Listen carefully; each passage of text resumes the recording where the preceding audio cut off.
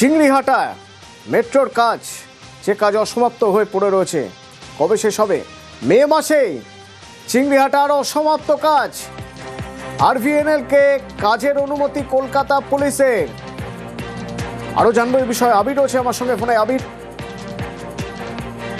2024-এর শেষ থেকে তুমি জানো যে এই প্রকল্পের কাজ আটকে রয়েছে। মাত্র 366 মিটার অংশ, সেটা যদি পিলারের ওপর গার্ডার বসানো হয়ে যায় তাহলে এই প্রকল্পের ক্ষেত্রে একটা বড়সড় অগ্রগতি হবে।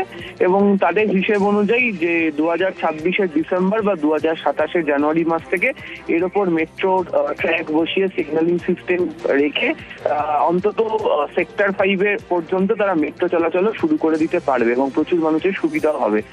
তুমি জানো যে এই প্রকল্প নিয়ে আইনি লড়াই আদালত পর্যন্ত চলে, সুপ্রিম কোর্টকে হস্তক্ষেপ করতে হয় এবং তারা বলে যেন রাজ্য যেন যথোপযুক্ত ব্যবস্থা নেয়। মানুষের সমস্যা চলছে, সেই সমস্যার সমাধানের জন্য কাজ করতে হবে। এবং এর আগেও কলকাতা হাইকোর্টের নির্দেশের পর একাধিকবার বৈঠকও হয়েছিল, যদিও কাজ শুরু করার অনুমতি পাওয়ার ক্ষেত্রে সমস্যা তৈরি হচ্ছিল। RVNL সূত্রের খবর সেই অনুমতি দেওয়া হয়েছে এবং মে মাসের 15 তারিখে প্রথম তারা কাজ করতে পারবেন এবং তারপর ধাপে ধাপে বাকি অংশেরও ট্রাফিক ব্লক নিয়ে তাদের যে কাজ সপ্তাহান্তের শেষে অর্থাৎ শনি রবিবার করে তারা কাজ করে 366 মিটার অংশের কাজ শেষ করে দিতে পারবেন। ফলে অরেঞ্জ লাইনের কাজের ক্ষেত্রে যে গতি আসবে এবং অবশ্যই এই প্রকল্পের কাজ শেষ হয়ে গেলে মানুষজনের আগামী দিনে যাতায়াত করার ক্ষেত্রে সুবিধা হবে। ধন্যবাদ।